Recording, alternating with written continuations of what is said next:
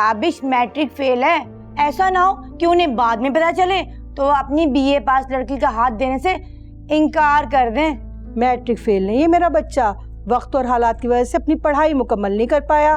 खुशियां बार बार दस्तक नहीं देती और तालीम से कुछ नहीं होता। तालीम से ज्यादा जरूरी मेहनत है जो कि वो लड़का करता है, अच्छा कमाता है। आप हमेशा ताबिश भाई के एहसानात का जिक्र करती रहती हैं। अगर आप ऐसे ही करती रहेंगी तो उनकी बीवी हमारे सरों पर चढ़कर नाचेगी। बेटा तुम्हारी बात समझ रही हूँ, लेकिन मोहब्बत में कभी कभी इंसान बहुत कुछ नजरअंदाज कर देता है। भाई अब ये हमारी अमानत है आपके पास। अरे इतनी जल्दी भी क्या है, अभी तो हमने इस्तिखारा भी नहीं निकलवाया। हम निकलवा कर आए हैं इस्तिखारा, माशाल्लाह से हाँ आई है। आफी बेटा, जिंदगी के कुछ फैसले बड़े ही नाजुक होते हैं जिन्हें बहुत सोच समझ कर करना पड़ता है, और हमें तुम्हारी खुशी सबसे ज्यादा अजीज है।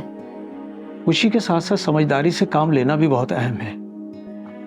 जिंदगी के फैसलों में कदम बड़ा सोच समझ कर उठाना पड़ता है। भाई मुझे तो ये रिश्ता हर लिहाज से अच्छा लगा। लड़का अच्छा खासा कमाता है, उनका अपना घर है, और फिर मुझे उम्मीद है कि वहां तुम खुश रहोगी। उनके यहाँ आने से पहले मैंने इस्तिखारा भी कर लिया था, और अभी मौलवी साहब को भी बोल दिया है। वो कह रहे थे कि मैं सुबह तक बता दूंगा। मुझे उम्मीद है कि जवाब हाँ ही में ही आएगा। बस एक दफा तुम्हारी रजामंदी लेकर तसल्ली करना चाहता हूं।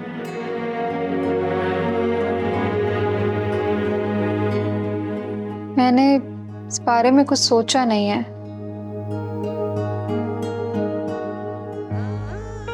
क्या मैं इनकार कर सकती हूँ बाबा? कभी क्या मैंने आपकी बात टाली है जो मैं आज मना करूंगी? बोलो बेटा, जवाब दो। जिंदगी कभी कभार हमें पुराने रिश्तों से दूर करके नए रिश्तों की तरफ ले जाती है, वरना ये बेटी के लिए आसान नहीं होता अपने माँ बाप से दूर होना।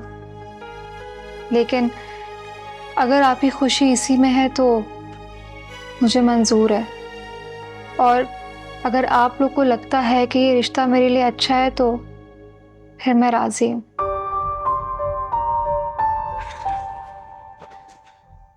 हमेशा खुश रहो मेरी बच्ची, हमेशा खुश रहो। बस आप उनको इत्तला कर दें। ठीक है, मैं उन्हें अभी फोन करता हूँ। या अल्लाह तेरा शुक्र है। शुक्र है मेरे मालिक तेरा। ताबिश को भी कितनी बार भेजा मैंने, लेकिन बस यार इनसे को पक्का ही हिसाब करना पड़ेगा। अरे आफी की माँ जी, क्या हो गया? किचन अरे में हूँ। अरे सुनती भी हो, ये क्या लगा रखा है? छोड़ो इसे, बहुत बड़ी खुशखबरी है। अरे इस्तिखारे में हाँ आई है। सच्ची? या अल्लाह तेरा शुक्र है। मेरा ख्याल है मुझे जरीफ साहब को फोन करके बता देना चाहिए। हाँ बिल्कुल, आप ना उन्हें अभी फोन करें ताकि आगे के सारे मामला बहुत जल्द हो जाए। बिल्कुल जी।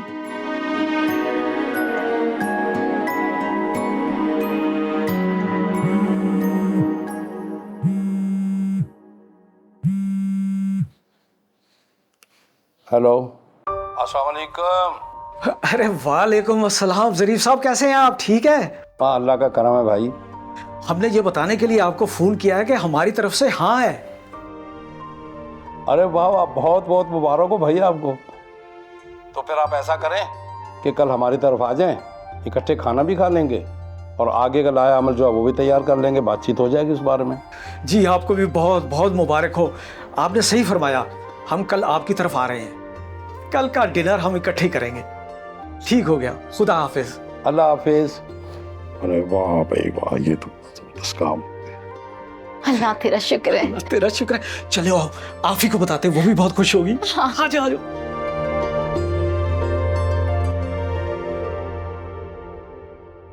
फौजिया सिद्दीकी साहब का फोन आया था, उन्होंने हाँ कह दी है और मैंने कल उन्हें खाने पे बुला लिया। अच्छा, बिना हमारे घर आए इन्होंने हाँ कैसे कर दी? माना इन्होंने भाई को शादी में पसंद किया था, मगर लोग अपनी लड़की ब्याने से पहले घर बार कारोबार रहन सहन तो देखते हैं। भाई मुझे तो लालची लोग लग रहे हैं। अरे तुम लोग जाहिल ही रहना, आजकल लड़के की कमाई और हैसियत देखी जाती है। उन्हें पता है कि ताबिश का अपना कारोबार है, घर है, गाड़ी है, तो फिर क्यों ना हाँ करते। पापा, कारोबार आपका है और ये घर और गाड़ी भी। बेटा हमारे बाद सब कुछ ताबिश का और नसर का ही तो है। और हम बेटियों का क्या? बेटा तुम लोग तो ब्याह के अपने घर की हो जाओगी।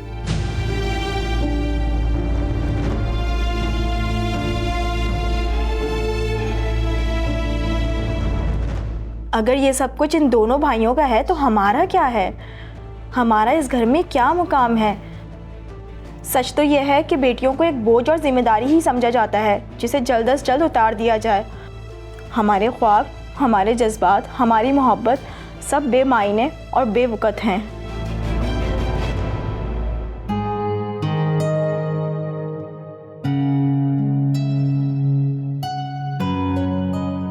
माना इन्होंने भाई को शादी में पसंद किया था, मगर लोग अपनी लड़की ब्याहने से पहले घर बार, कारोबार, रहन सहन तो देखते हैं। भाई मुझे तो लालची लोग लग रहे हैं।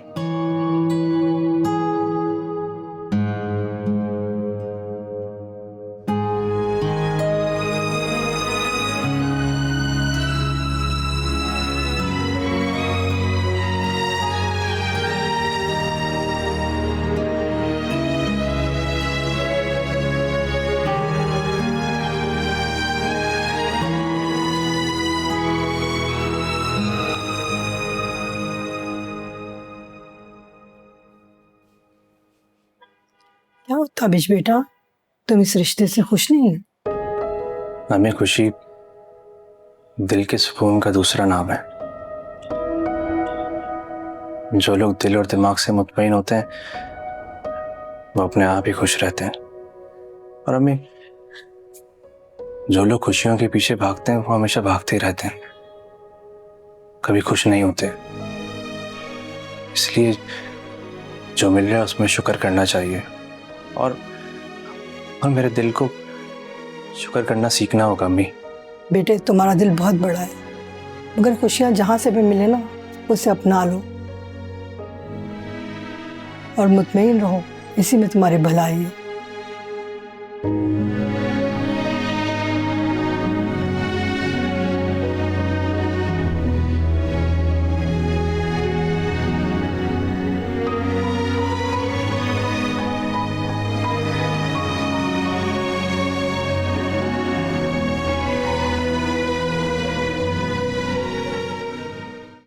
पापा मैं आपसे बहुत नाराज हूँ और फारूक भी बहुत गुस्से में है।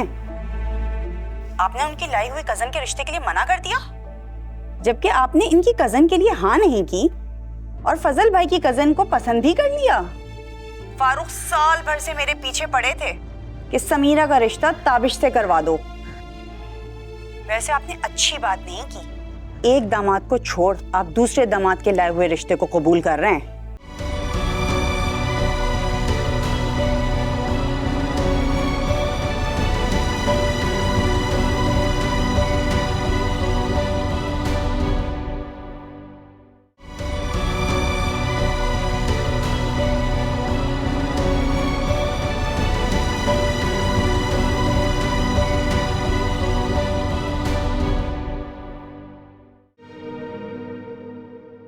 देखो बेटा, अब तुम्हारी जिम्मेदारियां बढ़ जाएंगी। राबिया और अनम की शादी की जिम्मेदारी भी बाकी है।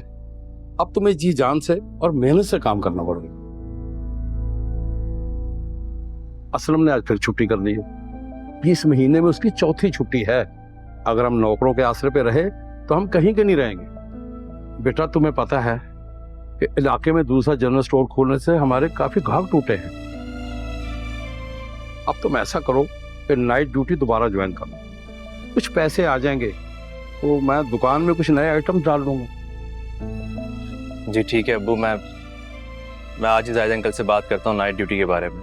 लेकिन अब्बू दुकान पर कौन बैठेगा फिर 9 बजे के बाद? मैं नसर से बात करूंगा, वो आके बैठ जाएगा। और असलम तो है ही, लेकिन असलम को थोड़ा टाइट करना पड़ेगा कि ताकि छुट्टियां ना करे। और ताबिश बेटा तुम ऐसा करो कि जाहिद से बात करो नाइट ड्यूटी की। जाहिद से कहना कि नाइट ड्यूटी के पैसे थोड़े बढ़ा दे। महंगाई बढ़ गई है, लोग तो 3 से 4 हज़ार रुपया देते हैं एक दिन का। अब्बू दिन के या रात के? अरे एक ही बात है, तुम जो कहा उस पर ध्यान दो। जायद से मैं खुद बात कर लेता हूँ, जाओ तुम काम करो।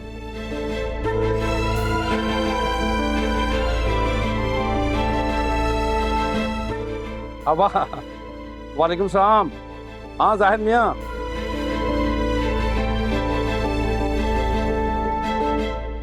अरे नसर, हर वक्त इस पे घुसे रहते हो बेटा, कुछ पढ़ लिया करो। ताबिश को तो दुकान पे बैठाता हूँ ना, तुम्हें तो मैं किसी मैकेनिक के पास बैठा दूंगा। जिसने रिश्ता करवाया उसे सबसे बाद में बताया आप लोगों ने? अरे बैठ तो जा, बैठ, फिर बात करते हैं। कल तुम्हारे पापा ने कॉल की तो थी फजल को, जब तो बड़ी खुश थी तुम। फोन किया था सबसे पहले ना, अब्बू ने सारा फायदा बाजी को बताई ये बात कि ताबिश की बात पक्की हो गई है। और ये बात अब्बा के मुझे फोन करने से पहले सायरा बाजी ने मुझे बताई थी। और आपको पता है फजल मेरे बराबर में बैठे हुए थे, उन्होंने कितना शिकवा किया मुझे। वो कह रहे थे कि तुम्हारे अब्बू को ये बात पहले मुझे बतानी चाहिए थी, मेरा शुक्रिया अदा करना चाहिए था, क्योंकि रिश्ता मैंने करवाया था। आपको पता भी है कि आफिया उनकी कजन है। देखो सारा और फायदा बड़ी हैं, इसलिए असूलन पहले उनको फोन करके इत्तला दी। और सारा तो बड़े भाई के यहाँ ब्याही हुई है, और उनको तो सबसे पहले बताना फर्ज बनता है। भाईजान के जाने के बाद हर दुख सुख में उन्होंने हमारा साथ दिया, और भाई की कभी कमी नहीं महसूस होने दी।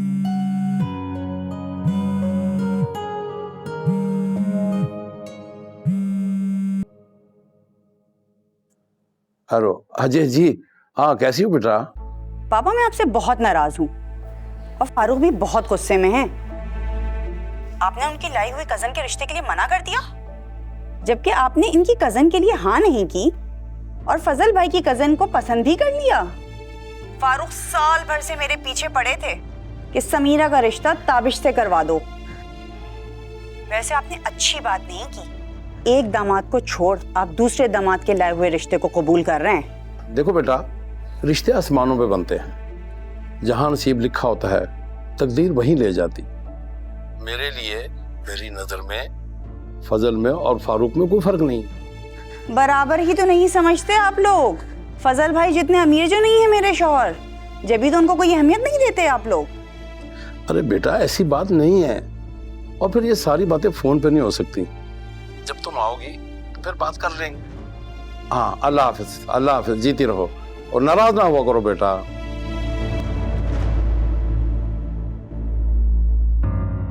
ओए देखो, फारूक की झगड़ालू तबीयत की वजह से मैंने उसकी कजन के लिए हाँ नहीं की।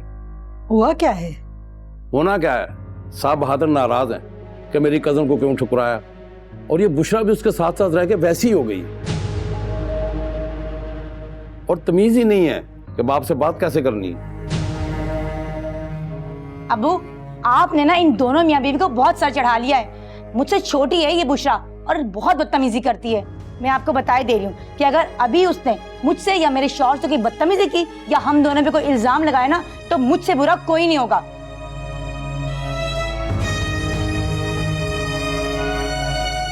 इतने साल बाद मेरे बच्चे को खुशी नसीब हो रही है और इन लोगों से बर्दाश्त ही नहीं हो रही। तुम छोड़ो इन बातों को, तुम खाना वाना तैयार करो और राबे और अनम से कहो कि घर को देख लें, अगर कोई काम वाम रहेगा तो पूरा कर लें। सफाई तो हो गई सारी, अब वो लोग तैयार हो रही हैं। नसर कुछ सामान तो ला दो बाजार से। मैं नहीं जा रहा, भाई को बोले आते हुए ले आएगा। ताबिश तो इन वक्त पर आएगा और उसे तैयार भी होना है, और अगर वो सामान लेता रहा तो हमारे बाद ही पहुंचेगा। भाई कौन सा लड़की है जो उसको तैयार होने में वक्त लगेगा? आए कपड़े बदले और लड़की वालों से मिल ले। तुम लाकर दे रहे हो या नहीं? अरे नसर जाओ, तुम्हारी मम्मा जो कह रही है वो ला के दो। अच्छा जाता हूँ, पैसे तो दें। दें पैसे। ये मुमताज न जाने कहाँ रह गई, इतनी देर हो रही है। एक तो इनकी तैयारियों को भी पता नहीं चलता। साथ वाली कौसर बाजी तो आज घर पर ही नहीं है। ऐसा करते हैं, आफी को नसरीन बाजी के यहाँ छोड़ देते हैं। पता नहीं हमें रात में आने में कितनी देर हो जाए, फिर वो कैसे रहेगी अकेली। मैं नहीं चाहता कि आफी के रिश्ते के बारे में लोगों को मालूम हो। अच्छा, तो फिर क्या करें? मेरे ख्याल से तुम ऐसा करो कि आफी से कहो कि वो भी तैयार हो जाए, वो भी हमारे साथ ही चले। अरे आफी बेटा वो कौसर बाजी घर नहीं है, और न जाने रात को कितनी देर हो जाए, तो इसलिए तुम भी तैयार हो जाओ, हमारे साथ ही चलो तुम। हाँ बेटा, तुम्हारे पापा बिल्कुल सही कह रहे हैं। इतनी देर तक कैसे अकेले रहोगी? जाओ, जाकर तैयार हो जाओ। नहीं, ऐसे अच्छा नहीं लगता। और अगर मैं शादी से पहले इस तरह ससुराल में जाऊंगी तो उनकी अम्मी और बेटियां क्या समझेंगी? वो तो दिल ही दिल में मेरा मजाक उड़ाएंगे कि शादी से पहले ही जो है ये घर पे आ गई है। अरे बेटा, कुछ नहीं होता, आजकल ये चीजें मायूब नहीं समझी जाती। तुम तैयार हो जाओ और तुम हमारे साथ चल रही हो। ठीक है। वैसे मेरा ख्याल है कि आफी बिल्कुल सही कह रही थी। ऐसा ना हो कि हम इन्हें बिना बताए आफी को साथ ले जाएं, उन्हें ये बात बुरी लग जाए। अरे बेगम, आजकल ये बुरा नहीं समझा जाता। क्या दकियानूसी किस्म की बातें लेके बैठी हो? कुछ नहीं होता। आजकल दुनिया कहाँ से कहाँ पहुंच गई है, और तुम वही बावर्ची खाना और ये वो। ठीक है, वो तैयार हो रही है, तो इकट्ठे चलते हैं। उसे कहो कि जरा जल्दी तैयार हो जाए। जी ठीक है, मैं देखती हूँ।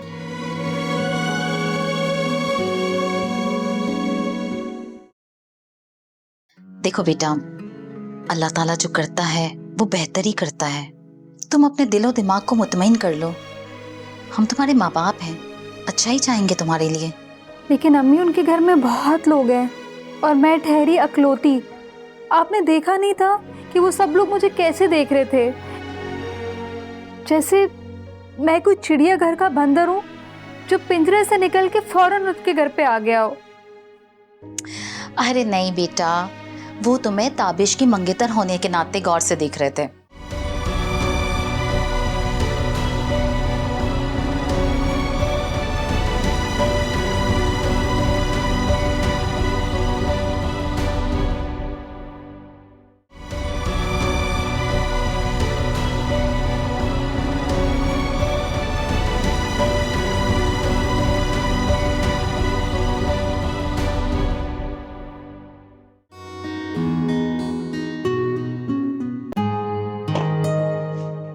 अरे बच्चियों, बाकी डिशेस भी लाओ जल्दी।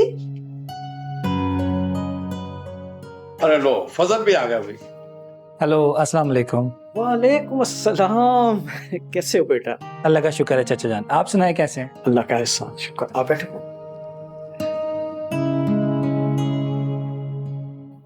आफी बेटा, आप कैसी हैं? मैं ठीक हूँ अंकल। अरे भाई देखें, अब आप हमें अंकल की बजाय अब्बू कहने की आदत डालें, क्योंकि आप बहुत जल्द बहू बन के हमारे घर आने वाली हैं।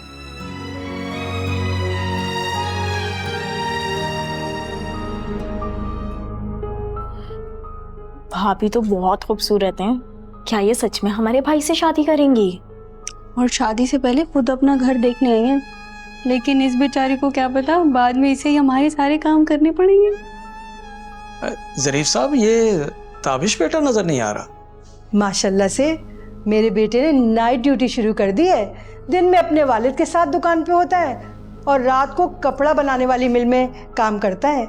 अल्लाह ऐसा बेटा सबको दे, आमीन। माशाल्लाह, हमारी आफी भी मास्टर्स करना चाहती है। भाई लड़कियों को इतना ज़्यादा पढ़ाने की क्या ज़रूरत है, घर गृहस्थी आनी चाहिए। अब हमें ही देख लें, मैट्रिक के बाद अपनी बच्चियों की शादी कर दी, अब तो माशाल्लाह से इनके बच्चे भी हैं। तो क्या आपके ख्याल में पढ़ी लिखी लड़कियां घर नहीं संभाल सकती?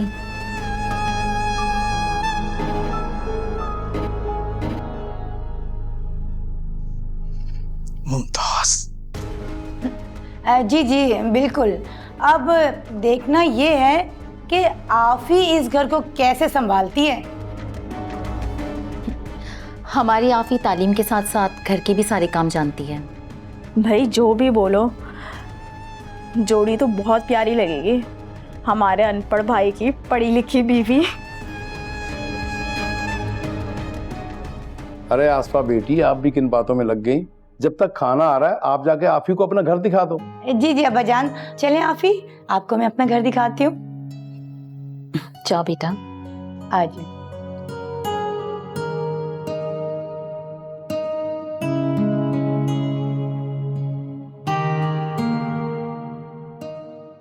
क्या बात है जनाब, आपके तो मिजाज ही नहीं मिल रहे, हमें तो टाइम ही नहीं दे रहे।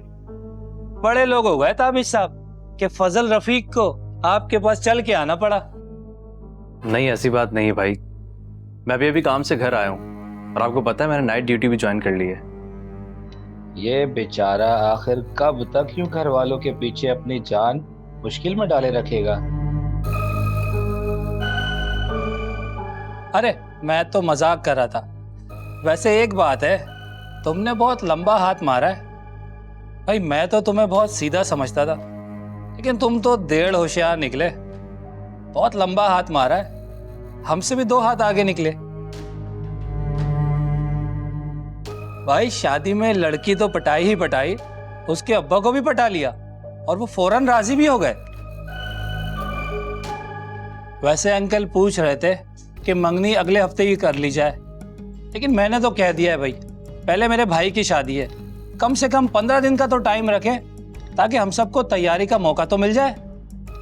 और हाँ भाई, हफ्ते की रात को रखना ताकि इतवार को हम आराम तो कर सकें भाई, छुट्टी जो होती है। जो आप बड़ों का फैसला, मैंने आज से पहले कभी आप लोगों की किसी बात का इनकार किया है, जो अब करूंगा।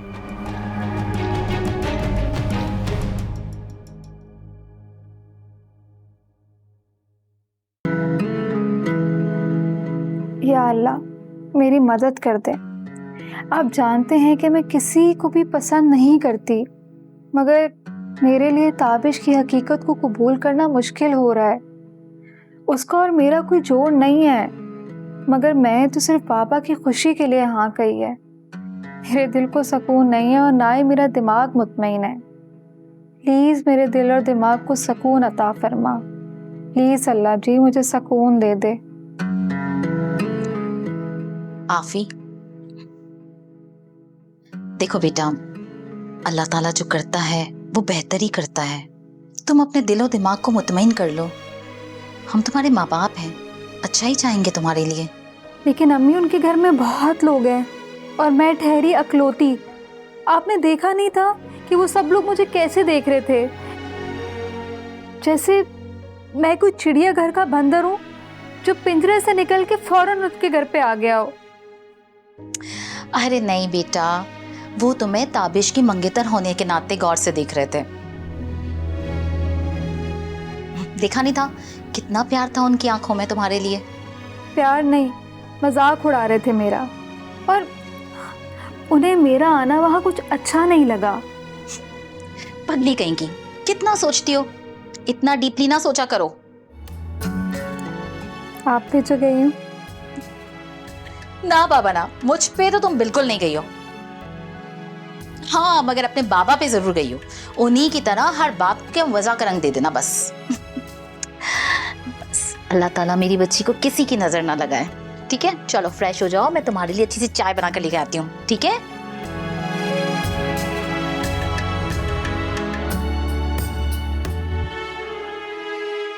अल्लाह ताला मेरी बच्ची को किसी की नजर ना लगाए। आमीन।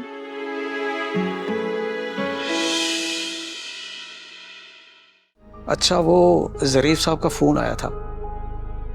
वो इस माह की 22 तारीख को मंगनी करने का कह रहे थे। क्या बड़ी मंगनी का बोल रहे हैं?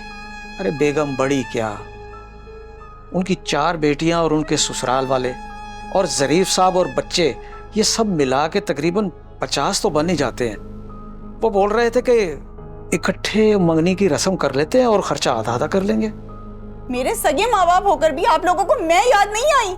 अरे खुदा को मानो बेटा, बात पक्की हुई है, मंगनी कहाँ, तुम तो बात का बतंगड़ बना रही हो। ठीक ही तो कह रही हूँ। वो तो मैंने बच्चों को स्कूल भेजकर जब आसफा को फोन किया कि पता तो कर लूं घर में आखिर चल क्या रहा है, मगर उसने तो बताया कि आप लोग मंगनी कर रहे हैं, वो भी अच्छी खासी बड़ी, और मुझे तो बताना तक गवारा नहीं समझा।